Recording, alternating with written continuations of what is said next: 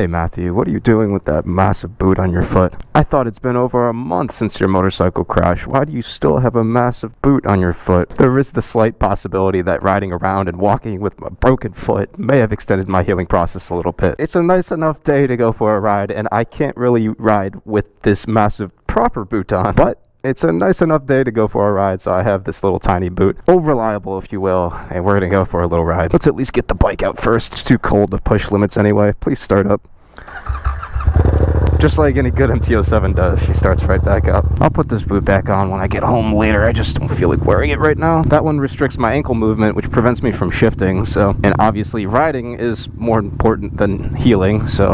at least at this current time. I really don't understand what is with me and getting attached to certain bikes that I can't keep. I have really regretted selling 2 bikes, and they don't even make any sense why I regret selling them so much. I had a 2016 Triumph Daytona 675 that I sold to my friend. At the time that I sold it, I had my Ducati Panigale V2. I wasn't really making any money. I had a job at an IT department making $10 an hour while I was trying to balance that, taking 16 credits at my university, all while trying to make silly little videos on the internet, and it felt impossible. And I didn't want to let go of the Panigale because that bike was way more successful, at least viewership wise, online, and so I felt compelled to sell the Triumph to my friend at the time, who offered me more money than what I paid for that bike. But I really miss that bike, and obviously he's put like I think almost 20,000 miles on that bike since then. It's not the same thing of when I first had it. It's not like I can just buy it back from him. It wouldn't be the same bike. Same goes for buying another clean low mile 675. I can't just buy another one because it's not the same bike. Another bike I regret selling was my R1. I had sold that bike at the time because after riding a Ducati V4, the V4 was just better than the R1 in every single way.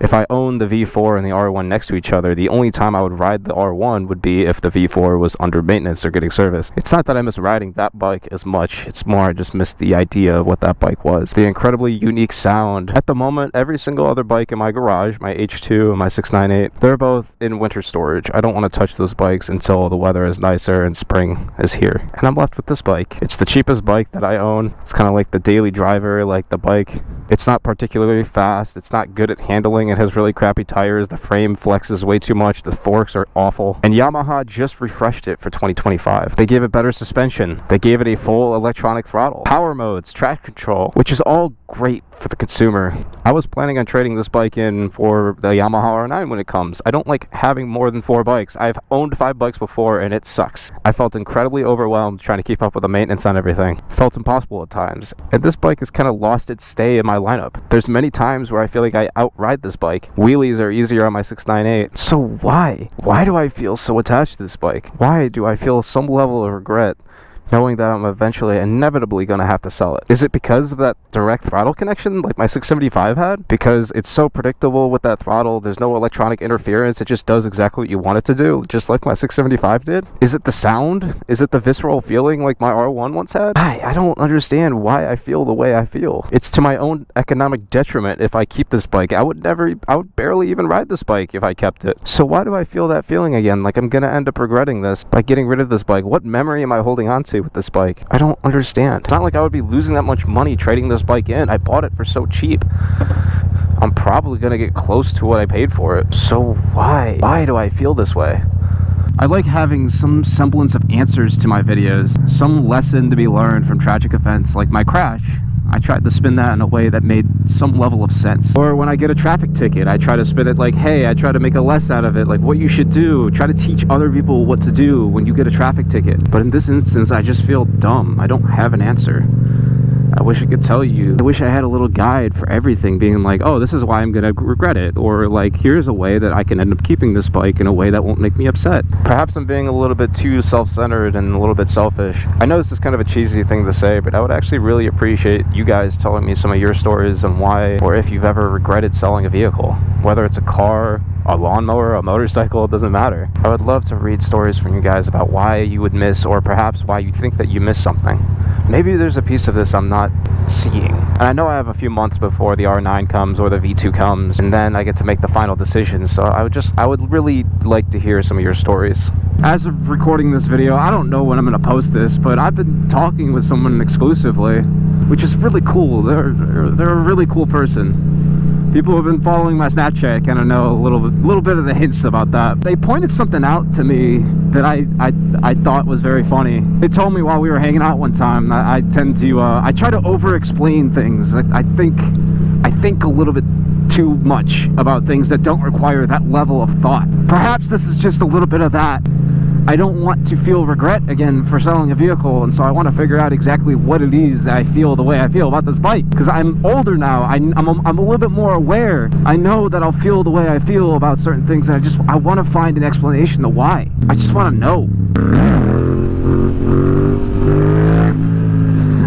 I know it's like, I know on video it's all cloudy and miserable today, but it feels so beautiful. The world is just so dreary. It doesn't feel that way. I just want to go pick up some leaves and rub them on my face. It would be so nice. You know, the first snowfall is probably going to happen next week. It's the push. It's the pull. It's like we have summer, winter, fall, spring. It's the breathing of the world. I don't know, there's a little bit of a metaphor for life in that way. I spent so much of this summer so fucking miserable, and I was worried going into the winter, going into the fall. I'm like, oh God, I don't know how I'm gonna do it this winter. It doesn't make any sense. Perhaps it was my just utter unhealthy relationship, borderline with riding at a certain point. I mean, God, I was riding every single day, every day. I have so much content all the way from February I haven't posted. Eventually I'll get around to it. I mean, I have all winter. That was my plan. God, I mean, off camera, I was just so out of it. There was a video that I recorded with my friend Ryan where it was right before Maddie, I flew Maddie out to come hang out in Ohio, where I was talking about relationships and dating a biker. We were at a Sheetz gas station, literally right down the road this way. Maintaining a relationship on a motorcycle is extremely difficult. I can think of a couple of reasons. When I go to bed, I just lay the entire bike down on top of me and it crushes me a little bit. It's not even just the speed of it too. I feel like just riding in general. There's a car that almost took me out the other day. Like, you never know. Like, dating these days is hard enough in general, and it's just like, I feel like... especially if it's like a... And I just remember I was so fucking depressed in that video. And like, you wouldn't even know. I mean, like, I really... showmanship, the drama of it, like, I really tried to fucking... like, it was a character. It was a character. Barely get the words out. I wasn't even quite fully honest, aware of what I was saying. It felt like I was reading off of a script, and I was just like a shell. Like, I had nothing. I wanted to fall asleep just on the bike right there. I was on my V4 that I ended up crashing. The attitude post-crash, I know online, like, it was all... I hopped right back on the bike and we're hopping right back at it. But that wasn't me, bro. I mean, that's probably a good thing. Like, after you crash, you probably should hop back on two wheels immediately, like, or else you're just gonna grow scared of it, if that makes sense. I feel like my relationship with riding has kind of returned to a little bit more of a healthier state, when now I'm just doing it whenever I feel like it. I don't feel pressured to do it whenever, you know, to go film, because the weather's not as nice and my friends aren't riding anymore. But a big part of why I was trying to film so much, literally right after my crash, I wanted to take a break, but it was just like, you can't. I mean, I had all that drama, and it was just like, I can't let people see that it got me down. And that sucked. I feel a little bit better talking about it now, because, like, in the moment, if you're sitting there talking about how depressed and sad you are, people don't want to hear that. It's like, if you're in the middle of a sad episode and, like, you're talking about how sad you are, it's just like, oh, you're just seeking attention, bro. Which I guess is kind of true. But it feels alright now that I can kind of sit and reflect on it a bit, which is important, I suppose. You know, you gotta learn your lessons so you don't end up back in that spot. Hey, sorry, this one's getting a little long, and I do change topics quite a bit, so I'm just gonna post the rest of this video another time, so stay tuned.